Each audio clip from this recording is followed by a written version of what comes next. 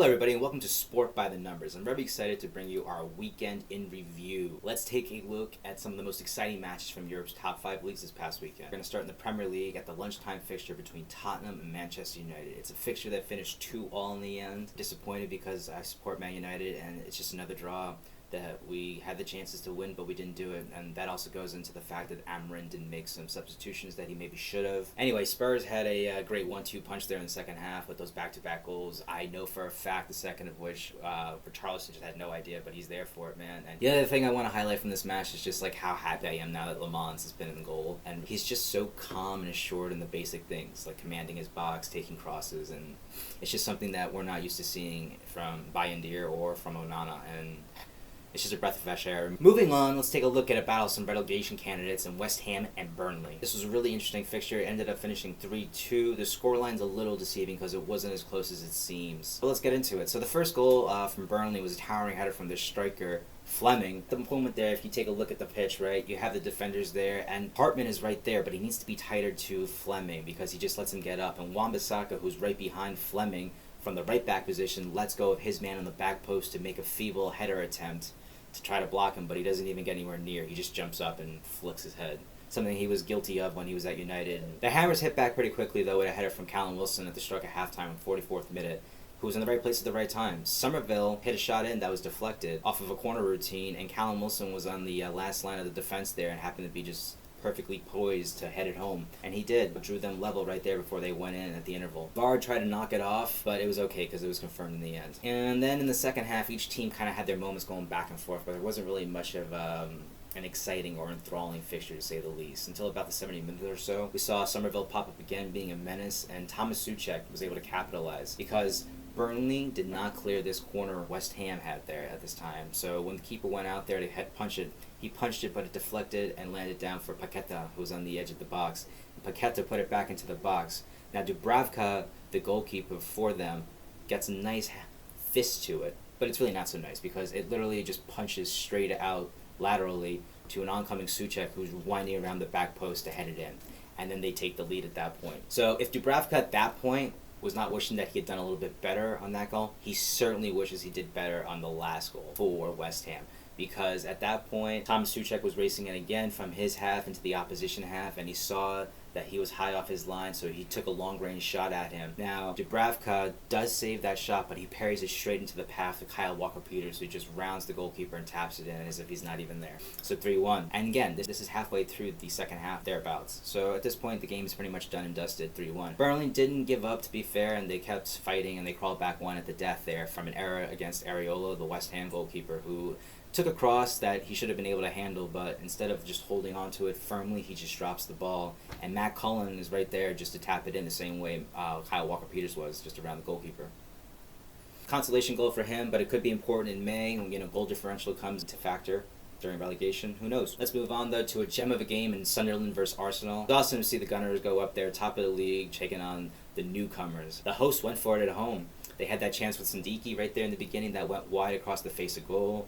And then Ballard followed that up less than 10 minutes later with the actual opening goal. Blistering strike that went in there. And to think that, he's a defender, a center back, bursting into the opposition box to score that and open the scoring at home was just incredible. But that pushed the Gunners on. They were going back and forth, and the Gunners had their chances all the way through to stoppage time, but ended up finishing like that. Carrying over into the second half, we saw Arsenal really switch on, because they started pressing up a lot higher. And the best example is as when we saw them dispossess Lefebvre high up in the opposition half. They were able to set up Saka for that goal there. Then we had that goal from Trossard, which just felt like a strike response to Ballard's, because it was a blistering strike into top shelf, but it was beautiful from outside the box. Whereas Ballard's was a little bit closer inside the 18. Beautiful goals, and Trossard, celebrated thinking that he had won the match for them. But Sunderland, to be fair, they kept going for the win, and they were rewarded by it. When Robbie came on, and he was able to take a header from Ballard, who popped up again in the opposition half, and convert. Drew them level 2-2 at that point. It was just awesome to see. At that point, you felt like either side could go on and win it. They took their chances, and it ended up finishing 2-2, but not for lack of trying. I mean, we saw Ballard again come up big in defense when he threw himself at that strike from Mikel Merino point-blank range. Now, Arsenal definitely need to bounce back with a win from the international break, but the question is, can they? Because right when they get back, they have the North London derby. It's a huge match, and then right after that, you have Bayern in midweek in the Champions League with Chelsea the weekend after, so it's going to be really tough string of fixtures for Arsenal.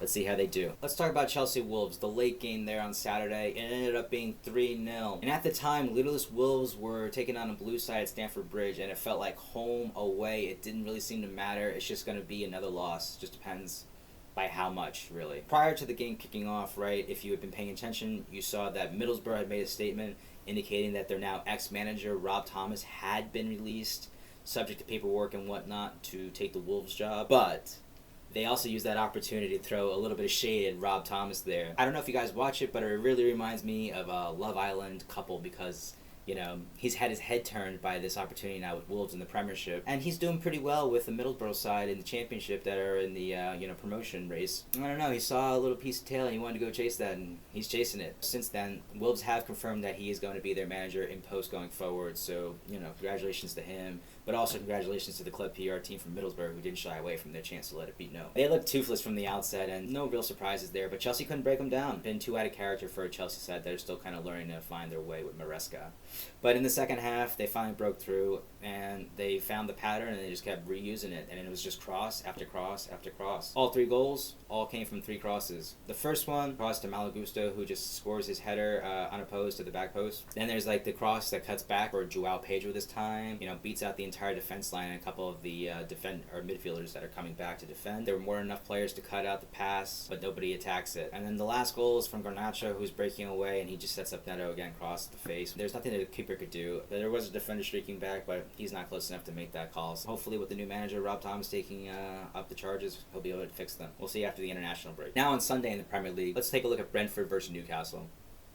Eddie Howe, where do you go from here? He's been a strong manager for Newcastle over the last couple of years. They've been in the Champions League now a couple of years. They're back in it this year, but they're struggling in the league, and they're pretty close to relegation. It's definitely a moment for concern. With that in mind, they went in with impetus, but they had so many careless lapses that caused a lot of hairy moments for them. With that impetus, they were able to strike first through Harvey Barnes, who beautifully rolled the defender and then nutmegged the keeper. That was it for Newcastle on the day. After that, we saw Brentford start to employ a lot of long throws, and we saw them bear the fruits of those labors when they finally broke through and scored one through Shoddy's header, where Nick Pope doesn't deal with one of those long balls properly and he punches it, and the punch leaves it in the box. Shoddy attacks that off the failed clearance, and then they got 1-1. Then we got our first instance of VAR, who told us that there was contact between Dan Burn and Dango Ouattara, saying it wasn't sufficient contact for a penalty, but it warranted a card. This precipitated a period of dominance for the hosts, who eventually did get their penalty when Dan Burn made another stupid challenge. But this time, I don't think it really was deserving of a yellow, because if you look at it from the referee's POV, sure, you see it from behind. He definitely tries to tackle the player, which is Dango Ouattara again, but he definitely doesn't nick him. From the other angle, there's no contact whatsoever, so he gets sent off for no reason, they get a penalty, and that's the rest of the game. If you're Newcastle, you got to start finding the answers, because you can't be not picking up points, especially going into the festive fixture period. And then lastly, we have Man City versus Liverpool. Finished 3-0 to Man City. They had a kickoff. City were a couple points back from Arsenal, and then Liverpool were just in 3rd place right behind them. City went out there and reminded everybody what they can do when Pep has them moving and grooving together. Konate had a nightmare of a game. I mean, there's no other way to describe it. His early defensive struggles really set the team back. And that, culminated with the first VAR check there for a Marmazdalishvili, which ultimately led to a lengthy VAR check on the goalkeeper challenge on Doku. There was contact, but we're talking about a little bit of his knee striking Doku's foot, not much, and kind of soft like Newcastle's from earlier on. But it's okay because, the keeper made up for it by saving Holland's effort. Good hand to it, and they cleared it. Afterwards, there was wave after wave of attack, and we saw a bunch of efforts from Doku again, and Ryan Cherky popped up into the box. But they were finally rewarded when Nunes from the right-hand flank there popped in across to Holland, who just banged it in off the failed clearance by Konate again. Oh well, what are you going to do? Then we saw the captain, Virgil van Dijk, up at the other end in the attacking sense, and he had a superb header that was chalked off, unfortunately, for offsides by Robertson being in the sight line of the goalkeeper Donnarumma there. And given the soft penalty that they awarded to City earlier on, I kind of wish that they had given header. I don't know why they didn't. I'm not saying that you should do tit for tat, but why not keep it consistent if we're going to be calling BS? Instead, Virgil van Dijk is punished a little bit later on when Nico Gonzalez takes a strike at goal from distance that just ends up deflecting off his leg, flat-foots the keeper to go in 2-0 at that point, and they're really cruising. City kept pressing, though, between that and the beginning of the second half, and they finally got a reward for Doku when he had a beautiful curler into the far corner that sealed the deal and all the points for Man City at 3-0. The result never looked in doubt. It's a big blow to Liverpool, who dropped to 8th because of this, and we'll see how they bounce back. Over to Germany now in the Bundesliga. We have Union Berlin taking on Bayern Munich. Had a 2-2 draw. Now, Union came into this freaking game in mixed form. They had started off with intent, and within an early corner, they were able to go ahead after Bayern failed to clear the ball. However, that strong start was stopped when VAR intervened for an offside check, and not a foul that Bayern were protesting for, eventually chalked off, so Bayern just got what they wanted in the end. Undeterred, though, Berlin kept going. Pressed on, and eventually, from another set-piece corner, they were able to score after a mistake by Manuel Neuer. He let the ball squeeze in through his grasp right underneath him on this side for 1-0. Bayern, though, said, not today, and after a foul that was drawn by Luis Diaz, they were able to convert that foul with him into a wonderful goal. You have to go check this out. It is from a tight angle. He curls it over the goalkeeper into the far post. And the game really opened up, and we saw Berlin and Bayern going back and forth. Diaz got another chance before the half, but he put it a little wide. Harry Kane thought he scored there too at the stroke of halftime, but it was ruled out for an obvious offside. When we came back, Elise concedes a free kick that Bayern don't deal with really well. They did not clear that, and then Berlin strike back and they take the lead at that point 2-1. After that, we saw Berlin committed to throw all hands on defense, and they were defending well and attacking up until the 91st minute.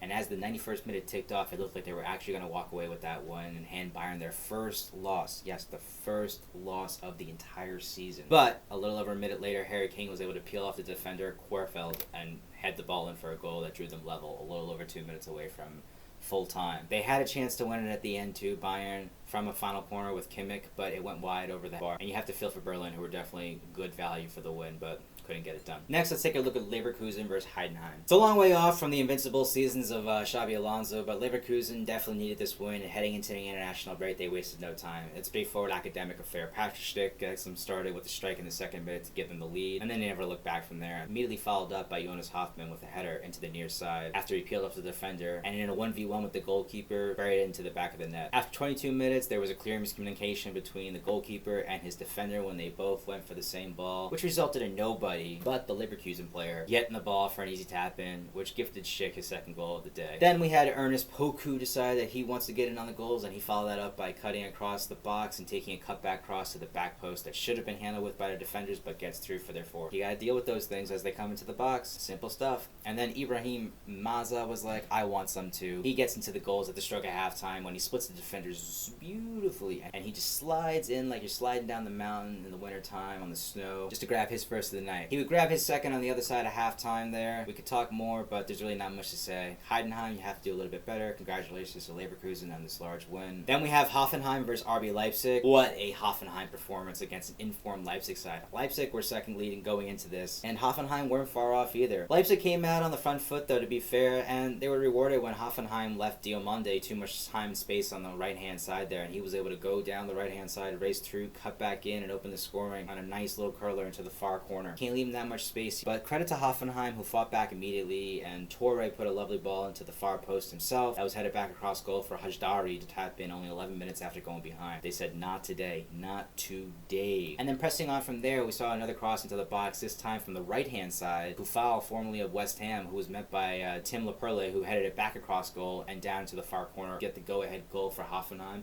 who never looked back after that. Leipzig had chances in the second half through Raum hitting the post, Diomande continued to trouble Baumann, the opposition goalkeeper, into action, but Promo was able to seal the points for the hosts just minutes after that when he scored in the 79th minute and sealed all 3 points for them. Congratulations to Hoffenheim. They are just playing with house money at this point. Let's see how high they can go too, similar to Sunderland in the Premier League. And then let's talk about Mönchengladbach versus Cologne. Mönchengladbach have been struggling this season. They're in the relegation places, taking on a team that's newly promoted in the Bundesliga. It's an interesting juxtaposition there, if you ask me. The beginning of the derby had a really start-stop vibe to the proceedings before the game sparked to life for halftime. There was a challenge inside the box from Lund on the Gladbach player Honorat. At first, the referee told him to get up and get on with it, but after a lengthy VAR review, was awarded a penalty.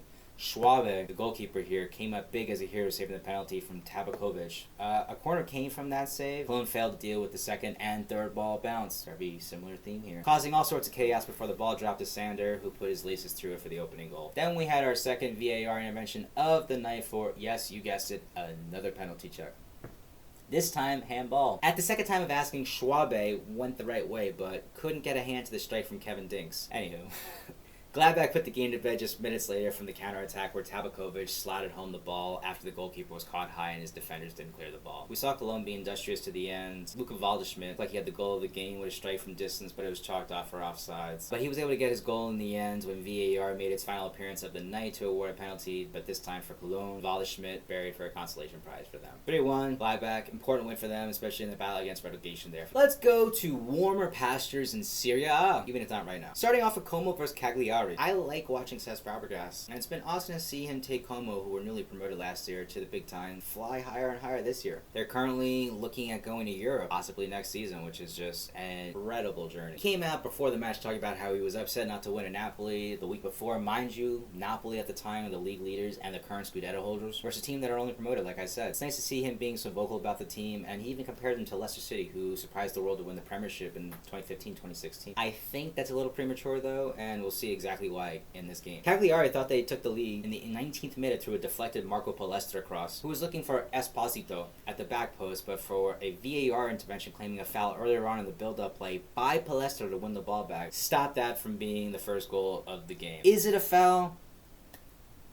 Yes. Yes, it's a foul. He clips the foot of the defender, but I'm in favor of giving the benefit of the doubt to the attacker, and seeing how the referee didn't stop and blow for a foul there, I think it shouldn't have been ruled off. I think it's ridiculous. It feels like VAR is re-refereeing the game. Now, I don't know what the standards are applied in Italy, but that's just my position. The home side seemed to lack a lot of conviction and impetus going forward, and through the first half, definitely would have been much more concerning if not for that VAR intervention when they would have been down 1-0. When it was all said and done, the home side had about 75% possession. They did heck all with it. They had only 10 efforts total, with 6 of those being on target. But if you take a little bit deeper of a look inside, right, the majority of those shots came from distance. Nico Paz, for example, he had 3 of those efforts from outside the box and saw another one blocked. Alvaro Morata and Jesus Rodriguez were the only ones that took shots from inside the box. Alvaro had a point-blank chance that was saved, and then Rodriguez's shot was from a tight angle, so it wasn't likely to make it in there. Como needs to take more shots, but they also need to generate more shot attempts. 75% and only 10 shots. You really got to throw the kitchen sink at the other team's opposition box there, and you have to get those numbers up.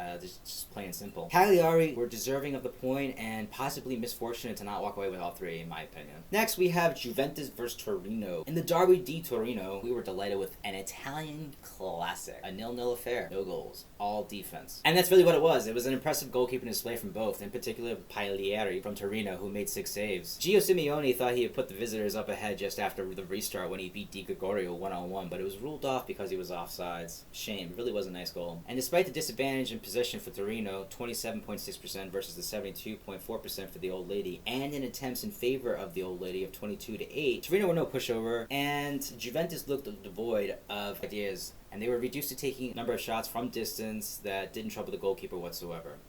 It was only Spalletti's 3rd game in charge, but it's evident that they need a fair bit of work still before we can judge him fairly. And this time of year is not where that is a commodity in abundance, so it's going to be difficult to predict how he kicks on there. Let's take a look at Parma versus Milan, game that ended 2-2. This was a really interesting game, though. It was a lot of fun back and forth, and Milan, prior to kickoff, were one of 3 teams that were sitting on 21 points, right behind Napoli. So they had a chance to go top of the league, which is really nice because Napoli weren't going to play till the next day. Neither were the other 2 teams that were also on 21 points with them. So in the 12th minute, Milan kicked off the scoring with a piece of play that went from back to front. It was honestly superb. We saw the Ecuadorian Estupinao winning the ball back from Bershigi, who found Pavlovic to escape Milan's own corner flag there on the near side. He got the ball moving and grooving when he found Rafael Leao in the center, and he had a little give and go with Luka Modric before he burst into the opposition half. Found Nkunku, who went streaking down, but he couldn't take them all the way, so he went out a little bit wide. And instead of taking a strike or a cross on himself, he decided to cut it back for an Alexis Salamackers who was coming in from the wing-back position. And from just outside the box, he curled an effort past the Parma goalkeeper Suzuki, who really should do better. There was not a lot of pace on that ball, and it was very central. Difficult goal to give up. Next, we saw Salamackers involved again, driving in from the right wing-back position. He dribbles past the first defender wonderfully, gets tripped up by the second defender in Ndai, earning a penalty that Leao would take and power pass Suzuki, who almost got a hand to the strike. That made it 2-2, and it really looked like it was all Milan, and it was only ever going to be Milan. But this was only the beginning of the first half. Nkunku saw his efforts saved for a corner, and it looked like Milan were already in the change rooms at halftime there, but Suzuki launched a pass upfield after that corner came to nothing. However, that ball fell and a cross was put in that Bershigi on the right-hand flank was able to keep in at that near touchline. He cut back in, passed that ball to an Adrian Bernabe, who sent a beautifully curled left foot strike past Mike Mignon into the top left. And that, ladies and gentlemen, was 2-1 right at the stroke of halftime. and completely changed the vibe of the game. Parma didn't rest on their laurels though, making a substitution at halftime. They decided to take out the struggling Abdullah Ndai, gave away the penalty for Mariano Troilo. You know, it was a sign that Parma were not ready to take the loss or the draw. And then right back onto the front foot, there was a tepid shout for a handball in the box from Patrick Trone, who was throwing himself at a cross from the left-hand side, but it came of nothing. But it was okay though, because Parma were to continue laying siege to Milan's goal, and Mike Mignon came up big. Continued possession in one-way traffic though was finally rewarded in the 62nd minute when the captain Del Prato, he came in to meet Bershighi's cross from the right-hand side and guided side level with the visitors. And that would be the end of the goals, but it wasn't the end of the chances. Milan did have chances through Matteo Gavia, who missed from his header on Modric's corner. Pulisic had a one-on-one chance against Suzuki where he missed wide. And Salamakers had 2 more chances himself, the second of which he was one-on-one and rounded the goalkeeper, but I think he got caught in 2 minds about what he wanted to do and just ended up missing wide altogether. Unfortunate. Milan, they fluffed their lines and don't take the opportunity to go top of the league. Next, we move on to Bologna versus Napoli. It ends, unfortunately for them, 2-0 to Bologna. The match began with an injury issue to Lukas Skorupski, Bologna's keeper, and after 5 minutes he ultimately had to be replaced by their backup, Massimo Pessina. Not how you want to get the game going. The rest of the first half was without note, with each side really being limited to shots from outside the box for the most part. Bologna came out firing though in the second half and were rewarded for it when halftime substitute Nicolo Cambiaghi drove past Di Lorenzo to fire in a cross that Dalinga met to slot home, and it was just a beautiful play. Barely 15 minutes later, Emil Holm, the Bologna right back, whipped in the cross from the right hand side where it was met by the Colombian defender John Lukumi, and that was it. The points secured for the home side. Napoli continue to go on without goals. They definitely miss Kevin De Bruyne. Next, let's take a look at Genoa versus Fiorentina, a game that finished 2-2. This is a really interesting game with a lot of storylines going into it. Daniele de Rossi, his first match in charge since being appointed in the Genoa dugout, it looked like they were on their way to getting that new manager bounce. From the start, when they were being awarded a free kick, which Leo Ostegard raced ahead of Fiorentina's backline to head an uncontested ball past a helpless David De Gea to open the scoreline. But Genoa could enjoy their positive start because only 2 minutes later, the referee pointed to the spot and awarded Fiorentina a penalty for a handball conceded by Lorenzo Colombo, which Albert Gudmundsson slotted home through the haze of the flash from the Genoa faithful who were doing their best to distract him, shall we say. The second half got off to an interesting start with another shout for a penalty. VAR called the referee over to have a look at it after he wave played on originally, but then he proceeded to award one. David saves. David De Gea stepped up and saved Colombo's attempt, which seemed to lack conviction. Barely 7 minutes later, Fiorentina went the other way with an attack that started with De Gea kicking the ball to midfield, where the ball found itself getting to Roberto Piccoli, who played a pass back and forth with Dodo, the right wing back there, and then dribbled past the defender on the return pass. He centered the ball to one of his teammates before continuing his run into the box, where he received the ball one final time and scored against his former club. Genoa said, "Hold my beer, anything you can do, I can do." And they came back right the other way, and Colombo made amends for his penalty miss earlier on by scoring past an out-of-position David De Gea from the floor. It's kind of crazy. You gotta go see this. He makes a mess of it, David, by not catching the first header, and instead he takes this like little punch thing, but it falls down where Colombo's right there. And instead of letting Colombo take a strike at it first, he pushes Colombo, David does, to the floor, and he falls. David's trying to call for a foul, something like that. I don't know, but Colombo's aware of where the ball is. He literally lifts himself up just a little bit and then kicks the ball past him. De Gea did make important saves in stoppage time to secure the point for Fiorentina, but to be fair, too little too late at the end, and they go on without a win still in Serie A. Next we have Roma versus Udinese, a game that finishes 2-0 for Roma. This was another big game, especially for Roma, again, who were one of those 3 teams that were sitting just behind Napoli ahead of this match week for the top of the league. Now, at this point, Napoli did not win earlier in the day on Sunday, and Milan drew the day prior on Saturday, so Roma had the chance to go top alone until Inter played afterwards. At home, right from the whistle, they went for it. They had a number of efforts saved, including from Manu Kone in the box in the 13th minute, and then from Celik, who narrowly missed wide, hitting the goalkeeper's water bottles. That's how tight that was in the 21st minute. Udinese had a quick break not long after in the 26th minute when Arthur Atta was sent through with a well-timed ball over the top, but he made a mess of it when he was cutting it back and missed wide right. He had 2 teammates that were streaking in on the far side that he could have targeted, but he chose to ignore them, and it was definitely not the right choice. Anyway, we moved on. In an action-packed first half, we saw Costante continue the momentum, and he came close with the second attempt in the 29th minute that hit the post and left the keeper flat-footed. But it's okay though, because if you hit the post, that means he had all of his bases covered. All the drama came to a head as the referee was called over by VAR to have a look at a handball incident with Hassan Kamara in the penalty area, which was deemed deliberate after review with his arm outstretched and in an unnatural position.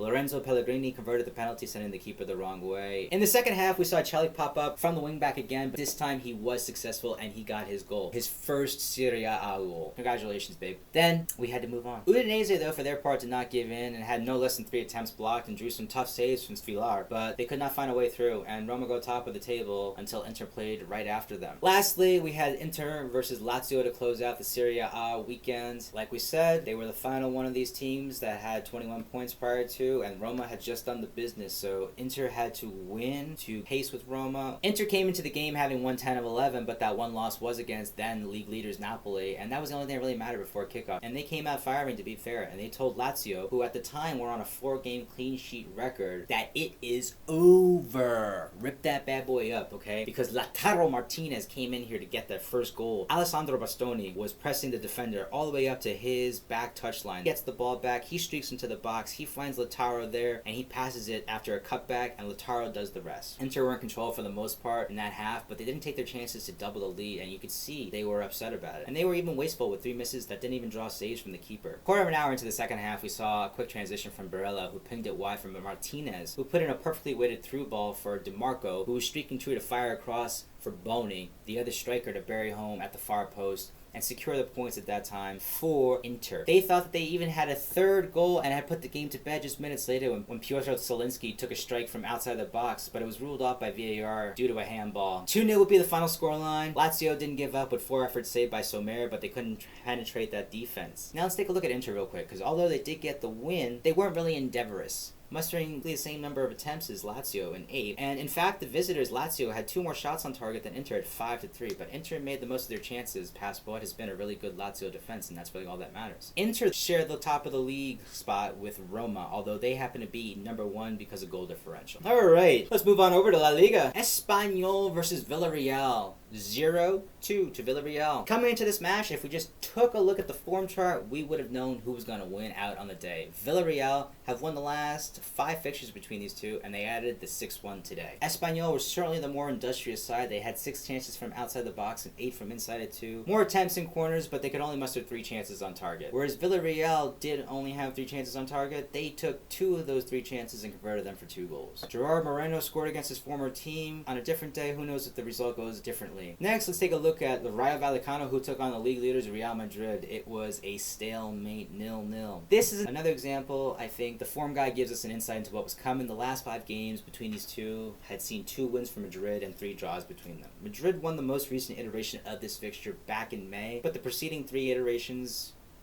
draws. So seeing a draw as the outcome this time was on the money, if you do that kind of stuff. I don't. Augusto Batalla set the tone for the rest of the game, saving Arda Güler's attempt from outside the box earlier on. And there wasn't much to separate the 2 sides through the first quarter of an hour. Batalla made a missed kick, and that resulted in a free corner for Los Blancos. But it's okay though, because it didn't come to anything. However, he was called into action a little bit later on in the 22nd minute when Madrid executed a delightful phase of play, where Mbappe took a Güler pass wide left in the box. He stops, stands up across to the back post where Bellingham is there, and he rises to meet the cross. But it's blocked by 2 defenders, who unfortunately ricochet that ball into the center instead of clearing it, and it falls to the path of Vinicius, who has a point-blank shot saved by Batalla. Rayo had their chances and were industrious in their efforts during the first half there. They drew multiple yellow cards for both Dean and Brahim in the first half, and they had 13 attempts from 5 corners across the whole of the game. They got forward often, but every single time you saw them get off them, there just was nobody in the center of the box for a teammate to find, and it's unfortunate. Güler popped up with a spectacular effort in the 52nd minute, again from outside the box, that looked like it went in, bouncing against the backside of the net, but it was ultimately wide, and it just bounced off the back wall that was behind the goal there. Batalla was called into action a number of times in the second half, but he never faltered and secured right at the point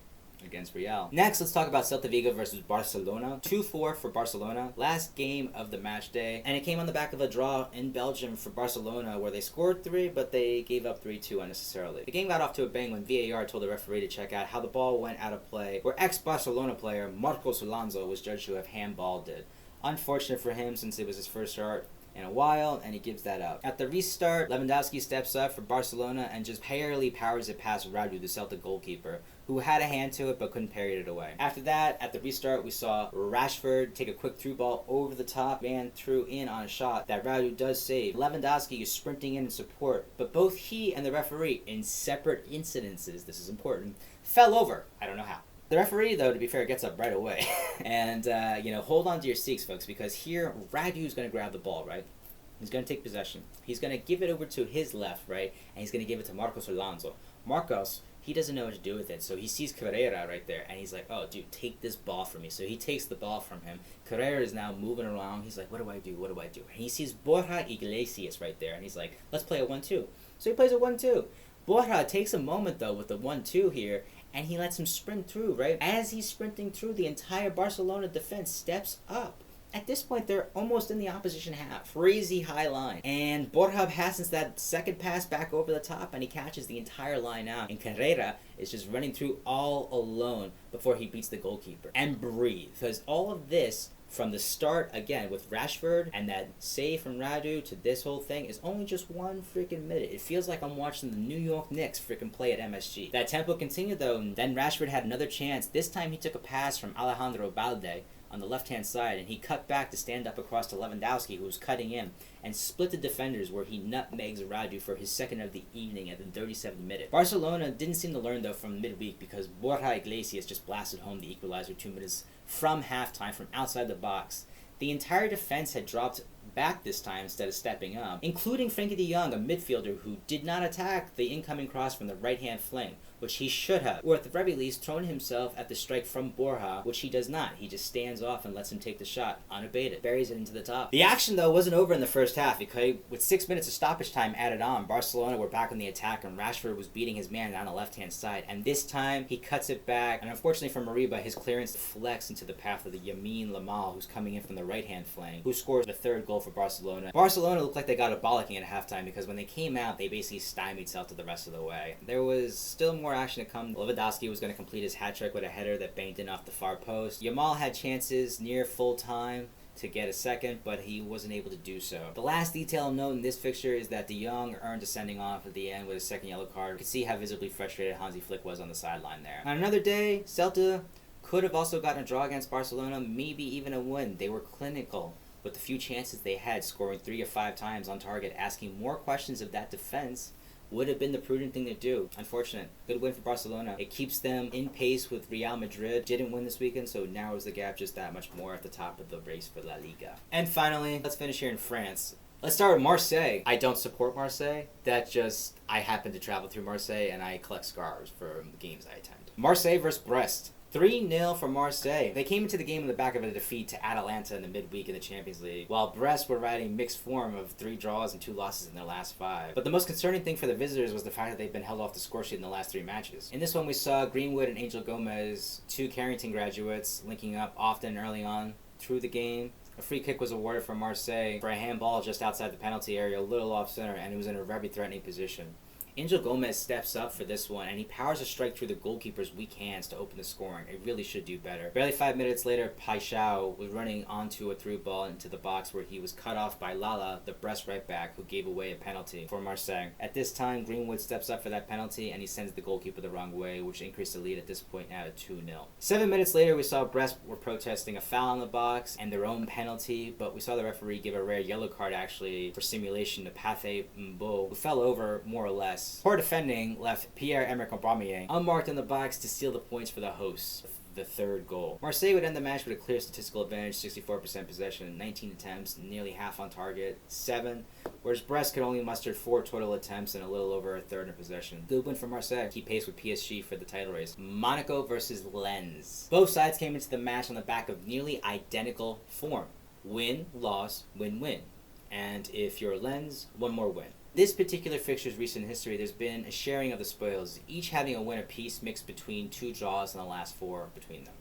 From the start, Lens were on the front foot, winning free kicks in the opposition half, taking shots. We saw a good header off the post from Edouard in the 9th minute, followed up a minute later by the Balogun miss. At the other end, Lens were rewarded in the 21st minute when a cheap giveaway from the Monaco defender fell to the feet of Florian Thauvin, sorry buddy, I butchered that, who made a lovely move to the box before cutting across to Adrian Thomasson, which the goalkeeper Philip Kohn threw himself at. Unfortunately, his defense let him down again by not clearing his save, which Edouard pounced on for the opening goal. Monaco struggled to impose themselves afterwards before Balogun won a serendipitous penalty when Mamadou Sangare won a 50-50 originally, but then he ends up nicking Balogun on the follow-through. Balogun steps up and buries it comfortably, sending Reeser the wrong way in the 37th minute, and this seemed to kick Lens into the next gear because right after that they marched down the other end of the field, and we saw Wesley Said draw an awkward one-handed save from Kohn, which led to a corner. It was clear, but the ball was pinballed in the midfield before Lens switched on the afterburners to score on the break. Wesley Said followed up his previous effort with another that beat the keeper on his near post, and one he certainly should have done better on. Afterwards, we saw Monaco back on the attack, this time before the half, with Balogun running into the pass wide, which he cut back to run in field. However, his touch lets him down, and the ball got away from him. He went into a 50-50 with Mamadou Sangare, remember him? It was studs up on his ankle. Sangare's ankle, that is. Now, I can't speak to intent for Balogun, but on replay, he certainly made a dangerous tackle, and it was punished with a straight red before the half. Unfortunate, we had a lengthy layoff there for Mamadou to get looked at, and after the game restarted and a healthy amount of stoppage time was added, of course, Lens took the initiatives and the extra man advantage right away to Monaco's goal, where Sangare, after just getting tackled like that, popped up to get himself on the score sheet. He took down a beautiful cross and beat two defenders and the goalkeeper, cool and calm as if he was alone. He literally looked like he had all the time in the world, like nothing was going on around him. It was wonderful. What a half for him. You know, he gives away the penalty, takes a challenge from Balogun to get the red card, and then immediately scores. I mean, wow, action-packed, and still 45 minutes to go. It could only go downhill from there, right? No, it doesn't. But after the restart, Said got his second of the night in the 60th minute, and Monaco were already well beaten at this point, and the rest of the game is purely academic. Congratulations to Lens. The last game we're going to take a look at for this weekend is Lyon versus PSG, a huge fixture here. We have the current Champions League holder PSG taking on Lyon, who have struggled a little bit. Now, if you look at the history of the fixtures, it's only been one-way traffic. PSG winning each of the last 5, and they always are good for scoring at least 2 goals. So Lyon came into this fixture in poor form on the back of the defeat and 2 draws in their last 3, while PSG had a mixed bag too, though. Losing to Bayern Munich in midweek, an extremely difficult game, is not going to be that big a stain on your record. They beat Nice, albeit 1-0, but they drew with Lorient, which is not great. You know, really not a good look coming into this, but it didn't matter. And it took a while to get the game going, a lot of whistle involvements which broke up the flow earlier on. We finally got the game sparked to life after 25 minutes when Warren Zaire-Emery raced onto a perfectly weighted pass from Vitinha down the right-hand flank and beat the goalkeeper Grief at a difficult angle in his near post. The manager was pissed, you could see it, and I would be too. Again, he's slow to react and he doesn't cover his near post, which is where you should not get beat as a goalkeeper. Barely 5 minutes had transpired though before Moussa Inghate, the Lyon center back, was surveying the field when he bypassed everyone with a magnificent through ball that Alfonso Morhaya ran onto, which he coolly dispatched past a flat-footed Chevalier? I don't care. 1-1 now. The time between events was getting shorter now though, because only 3 minutes later, Lyon felt aggrieved that the penalty did not award a free kick for what they deemed a challenge through the defender. And Kiviranta paid no mind to the protest, picking up the ball with all the time in the world as both center backs were caught up in that protest. It was just him and Grief, the goalkeeper, who couldn't do much, and they got their next goal there. The game kept heating up, and Nicolas Tagliafico almost leveled for Lyon before the interval when his strike hit the woodwork, but it was not to be for them. Afterwards, we saw the referee break out the cards, one for Mata, the Lyon center back, and Mayulu, the PSG forward, before halftime. That was an omen of what's to come. 5 minutes after the restart, out of nothing, Ainsley Maitland-Niles caught the keeper, Chevalier, high on his line and looped a strike over into the empty goal to level it for the hosts. He's just a putz. It was a cagey affair for the rest of the match, and we saw it explode at the end. Tagliafico, who was issued a second yellow card for a needless challenge on Lee Kangen, and he was given his marching orders. In the dying minutes of stoppage time, we saw PSG rewarded for their persistence when Joao Neves directed a wonderful header passes the helpless Grief, secure all the points for the visitors, take top position of the league heading into the international break. They only lead Marseille by 2 points, so this win was very crucial for them. Thank you everybody for joining us on our weekend in review. That concludes the show for today. Let me know your thoughts and opinions on the weekend and the fixtures that you saw. Were there any surprises in the comments down below? I'd love to hear from you guys. Tell me where you're watching from too. Until next time, I'll see you guys. Stay safe. Talk soon.